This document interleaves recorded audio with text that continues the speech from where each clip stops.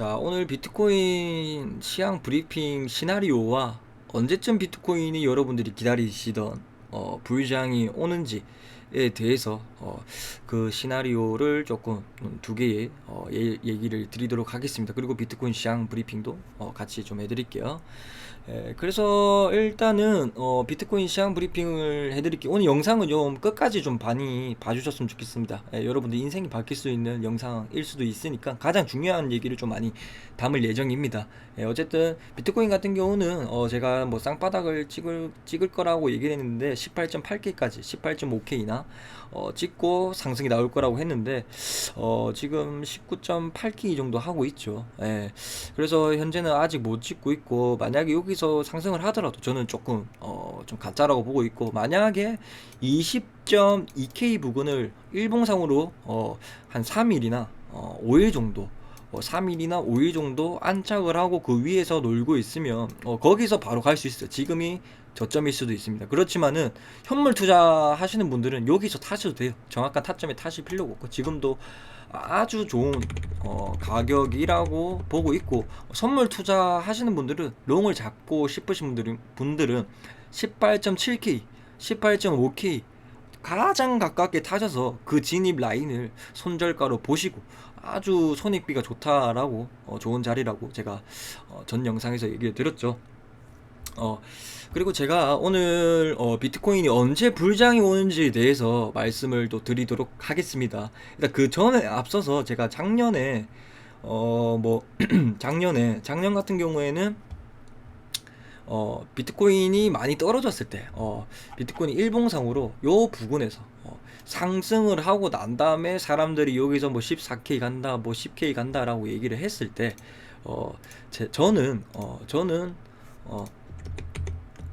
저는 여기 부근에서 뭐라고 말씀을 드렸냐면, 제가 그래도 시나리오를 좀 잘 짭니다.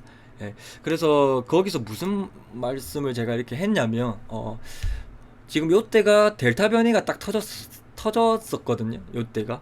그래가지고 제가 이때 뭐 2차 델타 변이 바이러스가 다시 문제가 된다면 연준이든 국제사회가 2차적인 문제가 될 것이고, 비안전 자산 즉 비트코인도 쌍고점을 찍을 수도 있을 것으로 보입니다. 백신 1차 2차까지 맞아도 변이 바이러스의 감염 우려도 있다고 하니까, 어쨌든 간에 영국 델타 변이로 인해서 사망자가 36%예요. 우리나라 같은 경우는 이때 2021년 6월 달에 1차도 사람들이 많이 맞지도 않은 시기였고, 우리나라 정부는 거리두기를 풀었죠, 오히려. 좀 계획한 건지는 모르겠지만은 어쨌든 잘못된 방역 지침이었던 걸로 저는 그렇게 생각하고, 어쨌든 간에 비안전 자산 이제 코로나 때문에 비트코인이 올랐으니까, 근데 이게 끝났다라고 생각을 해서 사람들이 이렇게 하락을 했는데, 여기 부근에서 변이 바이러스가 또 터져가지고 쌍고점을 찍을 수 있다라고 얘기를 들었고, 저는 또 이거를 21년도에 11월 24일 날에 인도발 악재가 시작되어 대규모 하락장이 일어나기 전에 지금 현재 코인 매매는 중단하는 게 좋다고 판단하여 개미들 한올 때 빠져나오는 게 좋다라고 판단이 됩니다. 얘기를 들었고, 뭐 이렇게 부족한 저를 이해해주 뭐 이거는 저희 방이 아니고 옛날에 제가 어찌 보면 코리니 시절 좀 배움을 얻는 시절이죠. 그때 제가 여기 1500명 제 방이 아닌데 카톡 단톡방에서 제가 보라 50원 간다 했는데, 뭐 당일날에 바로 500원 보라가 이제 카카오 게임즈에 편입이 되면서 제가 50원 부근에서 주우라고 얘기를 들었는데, 오늘 500원 간다라고 얘기를 들었는데 실제로 500원을 가서, 어쨌든 이런 얘기를 제가 계속 한 3달 동안 이분들을 졸업을 시켜줬어요, 어찌 보면. 그렇게 하면서 이분들이 저희 제 방도 아닌 제가 쇼였거든요, 쇼. 예, 쇼님 대박, 뭐 제 이름을 이렇게 한번 이렇게 올려주면서 이렇게 단합력을 좀 보여주셨고요. 그렇게 하면서 뭐 다른 분들 뭐 토 나오고 밀크 때 번 돈으로 덕분에 뭐 가게 리모델링을 했습니다. 이러면서 제가 이런 시나리오를 좀 잘 맞춰서 제 카톡방 단톡방이 아닌데도 저렇게 얘기를 했고 11월 24일 날에 제가 11월 24일 맞나 어쨌든 그날에도 왜 하락을 예상을 했냐면 코로나 때문에 당연히 올랐던 거를 내가 예측을 했으니까 코로나가 끝나는 시기가 언제인가 그러면 비트코인도 같이 하락을 하겠구나 라는 시기가 11월 달쯤이었습니다. 예. 11월 달쯤이었습니다. 그래서 이제 뭐 그때 이제 코로나가 치료제 소식이 9월 달에 10월 달이나 11월 달에 치료제가 나온다라고 했는데 10월 달에 되니까 11월 달에 나올 거라고 얘기를 해서 실제로 하락을 하게 됐죠. 그리고 뭐 대주주가 자사주를 많이 파는 시기가 고점이라는 그런 근거와 함께 저는 조금 고점이다 한호일 때 빠져나와라. 저는 이때부터 저도 큰 비중을 좀 줄여가면서 살아남았죠. 뭐 다른 사람들은 좀 그렇게 됐었고 어쨌든 오늘 그리고 그런 브리핑을 할 것이고 지금 현재는 우리에게 기회를 주었던 시기 나스닥 급락 일지하라 하면서 역사가 말해주는데 당신들은 지금 현재 기회인데 뭘 하고 계시나요? 라면서 여러분들에게 일침을 좀 해드리겠습니다. 그리고 지금 현재 같은 경우는 지금 개미들이 좀 많이 힘들어하고 있죠. 예, 개미들이 많이 힘들어하고 있고 어쨌든 간에 지금 오늘 비트코인 시장 브리핑 그 비트코인 이제 경제적인 이제 언제 비트코인이 불장 오는지에 대해서 조금 말씀을 드리도록 하겠습니다. 예. 실제로 지금 어찌 보면 저는 여기서 아마도 저는 바닥이지 않을까. 여기서 아무리 빠지더라도 엄청난 큰 하락은 보이지 않을 것 같습니다. 그 이유에 대해서는 지금 현재 17.5K죠. 17.5K가 저점이었죠. 현물 차트입니다. 상승이 저점 대비 상승인 고점 43%를 찍었습니다. 그리고 고점 대비 저점을 찍으니까 26% 나왔습니다. 예, 46% 나왔고 저점 대비 고점이 그래서 고점 대비 저점이 26% 맞나요? 어쨌든 뭐 중요한 수치는 아니니까. 근데 이거 19년 차트랑 비슷하거든요. 지금 현재 역배열이 진행이 되었지 않습니까? 그죠? 역배열이 진행되었고 여기서는 오를 수도 있는데 왜 안 올랐냐면 역배열이 아니기 때문에 1년선이 위에 있으니까 2년선이 밑에 있었고 역배열이 진행이 안 됐고 지금 딱 보면 역배열이 됐죠. 그럼 어쩌면 제가 여기가 바닥이지 않을까라는 생각이 듭니다.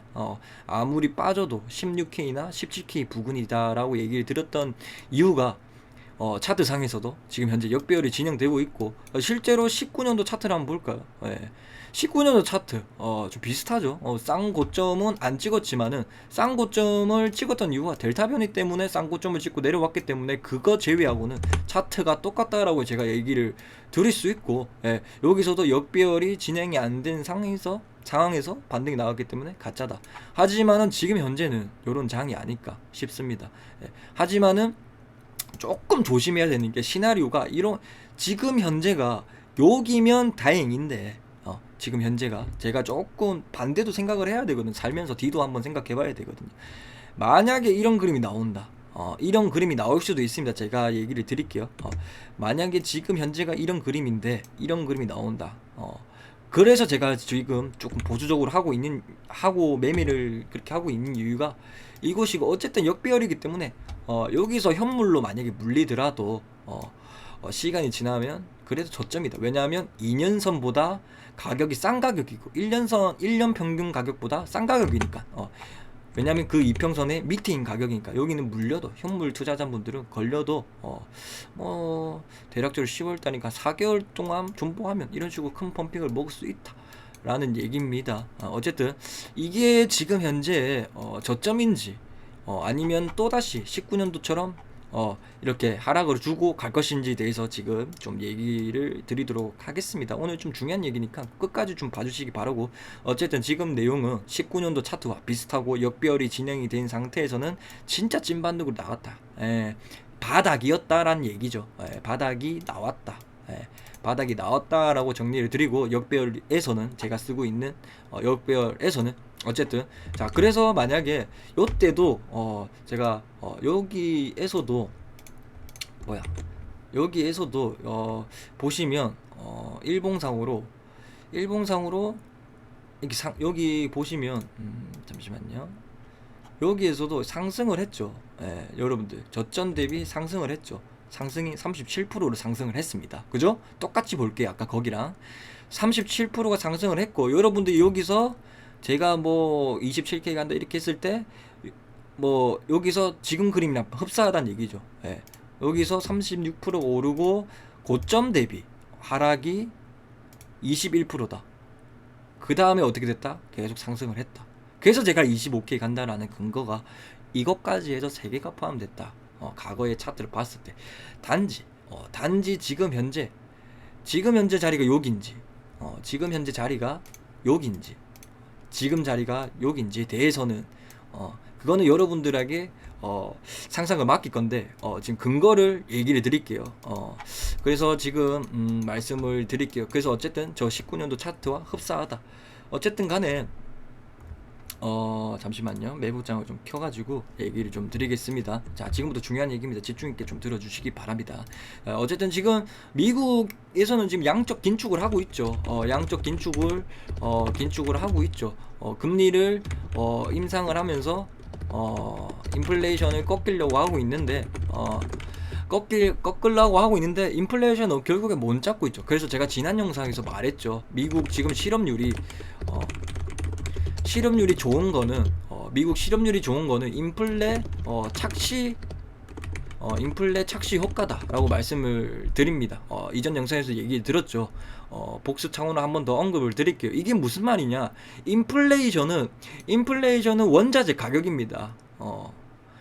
원자재 가격인데, 그 원자재 가격이 재료비만 해서 원자재 가격이 아니고 즉 노동임금에 포함이 되어 있습니다. 인플레이션은. 그래서 인플레 착시 효과다. 이게 무슨, 더 쉽게 얘기 드릴게요. 그러니 당연히 인플레이션이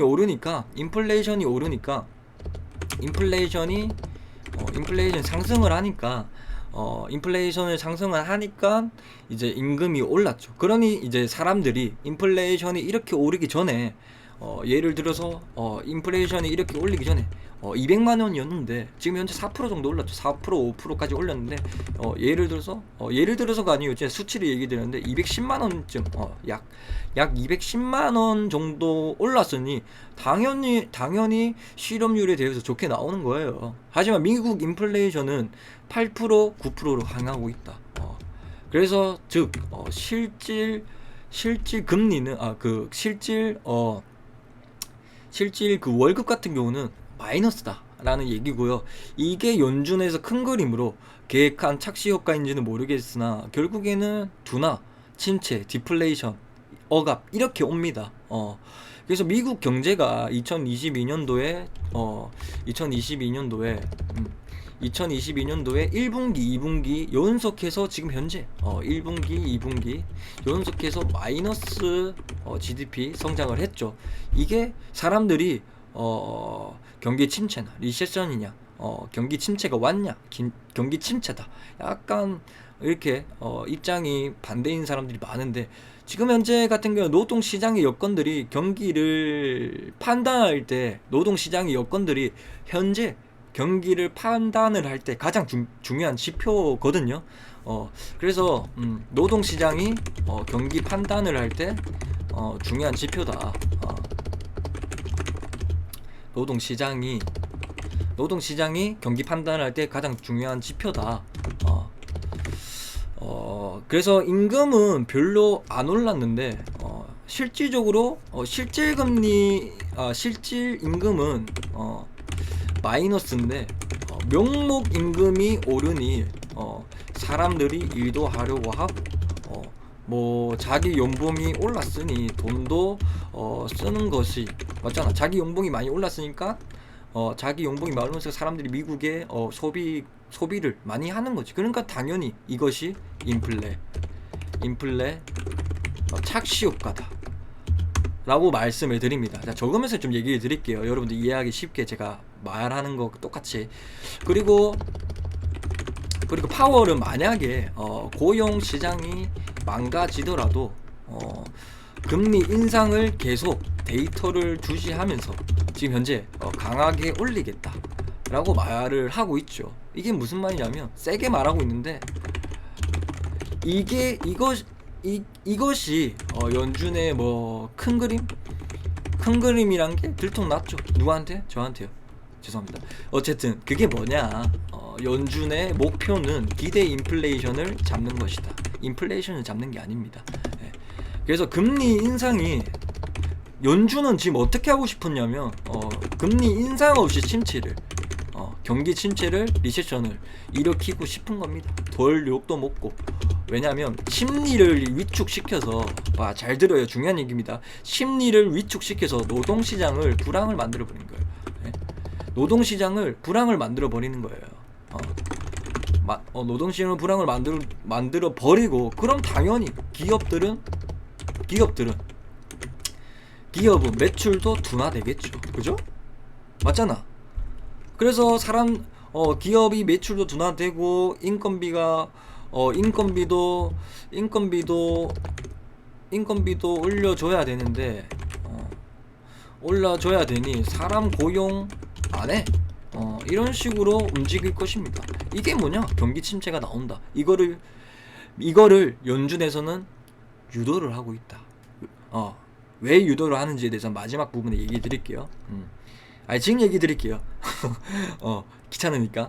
왜냐면 경기 침체를 유도해서 또 돈을 풀기 위한 명분을 만드는 겁니다. 쉽게 얘기하면. 자, 그래서 어쨌든 간에 자, 인플레이션을 이렇게 되면 꺾일 거예요. 이렇게 되면 경기 침체가 오면 이렇게 그런 돈을 푸는 경우도 명분도 있겠지만은, 지금 현재로는 잘 들어요. 최근 인플레이션을 유발했던 부분이 어느 부분이었습니까? 자동차, 중고차, 자동차, 부동산, 이런 것들이 수요가 당연히 그렇게 돼버리면 수요가 둔화되면 인플레가 꺾인다. 이거는 연준의 큰 그림이다. 맞죠?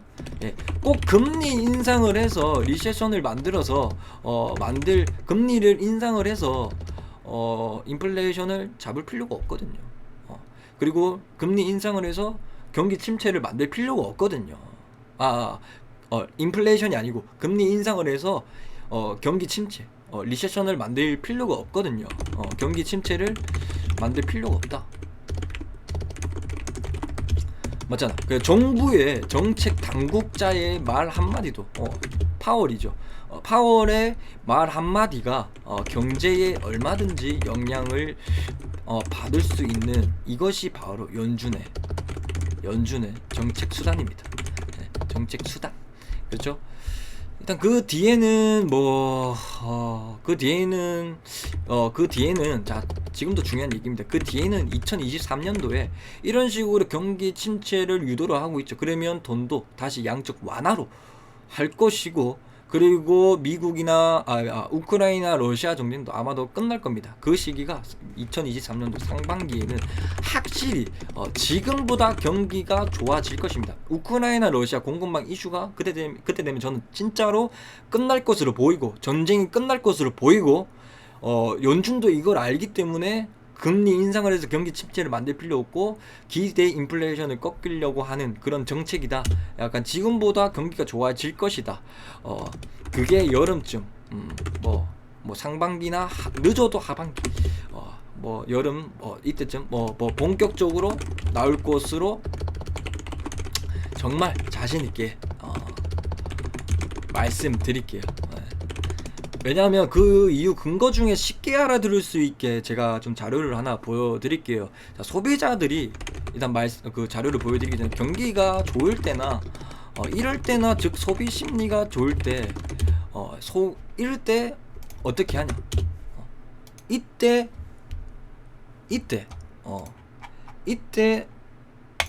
이게 나오죠. 갑자기 코인 하다가 벤츠가 나오죠, 여러분들. 벤츠 E클래스 풀 체인지 버전이 2023년도에 상반기에 공개됩니다. 왜 2023년도로 우리나라에서 가장 인기 있는 차량이 왜 23년도, 우리나라 같은 경우는 하반기에 나온다고 하더라고요. 그리고 애플 같은 경우도 폴드폰이나 이런 것들, 이것도 23년도 상반기나 하반기에 나옵니다. 예. 지금 현재 저 우리나라 갤럭시 같은 경우는 폴드폰이나 이런 것들이 현재 시장에서 95%를 차지하고 있거든요. 독점 수준입니다. 애플이 출시가 늦어지고 있으니까. 예. 근데 애플식이나 이런 애들이 출시 시기를 뭐 가장 자기네들도 판매량이 많을 때를 선정을 해서 분명히 그 시기를 맞춰서 연구를 하고 이렇게 해서 뭐 하겠죠. 그죠? 그래서 이 증거가 어디서 나오냐면 자 봅시다. 쿠팡도 작년 쿠팡이죠. 쿠팡 나스닥도 상장일이 11일이다. 소프트뱅크 쿠팡 투자를 했었죠. 그래서 3월 11일 비트코인 가격이 여기입니다. 3월 11일. 예. 그때 비트코인 가격이 58,000불, 6만 불 부근 맞죠? 비트코인 어깨 부근에서 나스닥의 쿠팡이 상장이 돼 있고, 지금 현재 야놀자도 3분기 미국 나스닥을 상장 추진중인데 이게 3분기에는 안 넣을 겁니다. 왜냐하면 3분기 좀 잘못된 뉴스인데 나스닥 상장 추진이죠. 상장된다라는 얘기가 아니고, 그죠? 약간 억울한데 이때 그냥 이제 미국 나스닥 상장을 하기 위해서 IPO를 진행합니다. IPO를 투자를 받고 3분기에 받는다. 그러면 야놀자죠. 내년 상반기에 상장이 될 것이다. 그래서 여러분들이 내년 상반기에 우리 업비트 코인 중에서 밀크 있죠. 밀크가 야놀자랑 얼라이언스 파트너십을 막 갖고 있습니다. 야놀자를 예약하면 그 보너스 머니죠. 보너스 머니를 밀크로 주거든요. 야놀자 코인도 있고 밀크 코인으로 야놀자로 변환할 수 있고, 어쨌든 얼라이언스 파트너십이니까 밀크 코인도 여러분들 조금 추천을 드립니다. 그래서 여러분들이 이렇게 좀 아셔야 그래서 지금 현재 장이 이런 장세다. 그리고 현재 비트코인 같은 경우는 제가 또 왜 저점이 또 안 깨질 거냐면, 지금 현재 저점이 언제 나왔냐? 17.5K가 저점이 언제 나왔습니까? 6월 18일 날 나왔죠. 예, 제가 이전에 얘기 드렸죠. 6월 말부터 6월 중순부터 미국에서 바이백 아웃이라고, 미국에서 자사주를 살 수 있는 시기를 금지 기간이 풀렸던 시기가 5월달부터 풀렸다라고 얘기를 들었죠. 예, 그러면서 이제 미국에서 미국 대주주가 자사주를 삽니다. 우리나라 같은 경우도 미국에서도 지금 자사주를 많이 사는 시기가 비트코인 저점 시기에 많이 샀거든요. 우리나라 같은 경우도 이런 식으로 뭐 자사주 매 1조 달러 시대 바이든 제동 건다 뭐 이런 식으로, 그죠? 이런 식으로 매수를 많이 했어요. 일본도 이렇게 했고, 뭐 미국 당근판도 미국판 당근마켓도 1억 달러 자사주 매입, 뭐 만년 저평가 LG 자사주 5천억 매입, 그죠? 왜 관련하고 있을까요? 왜 자사주를, 왜 대주주가 자사주를, 아니면 그 기업의 자사주를 왜 대표가 왜 줍는지, 여러분들 과연 이 시장에서 하락을 한다면 개미들이 손해를 볼까요? 기업들이 손해 볼까요? 아니면 세력들이 손해를 볼까요? 여러분들이 여기 하락에 대해서는 겁을 먹고 있지만은, 여러분들만 겁먹은 여기서 하락을 하면 여러분들만 잘못되는 게 아닙니다. 세력들이 잘못되기에 저는 여기가 바닥 근처다라고 얘기를 드리고, 만약에 여기서 하락을 하더라도 여러분들이 어떻게 대응해야 될지, 지금 왜 겁먹지 말고 투자를 해야 되는 시기인지 내년 상반기까지 본다면, 여러분들은 저는 믿습니다. 저는 그렇게 해서 계속 믿고 실패를 하더라도 이런 깨우침을 얻기 위해서 제가 얼마나 많은 시간들을 많이 썼는지에 대해서는 저희 방송 좀 보신 분들은 알 거라 보고, 뭐 이런 식으로 기업들이 많이 사고 있습니다. 그래서 뭐 이렇게 얘기도 했었어요. 지금 제가 4월 25일 날에도 자영업자들이 코로나가 끝나서 이제 괜찮겠지 하겠지만, 이제부터 본 게임 시작이 아닐까. 경기는 침체되고, 인플레는 거대 인플레로 거대 물가 상승으로 바뀌고, 경기가 침체되니 주식은 하락할 거고, 금리는 오르고, 부채는 늘어나니 경기 침체와 물가 상승으로 많은 중소기업들이 파산하게 되고, 밀린 임금을 받지 못한 노동자들이 기업과의 싸움이 번질 거고, 달러 가치는 하락하게 되고, 하락하는 달러의 가치를 멘징 수단으로 실물 자산으로 금, 부동산, 비트코인은 갑자기 크게 오르는 된 시기다. 지금 현재는 위의 부분이거든요.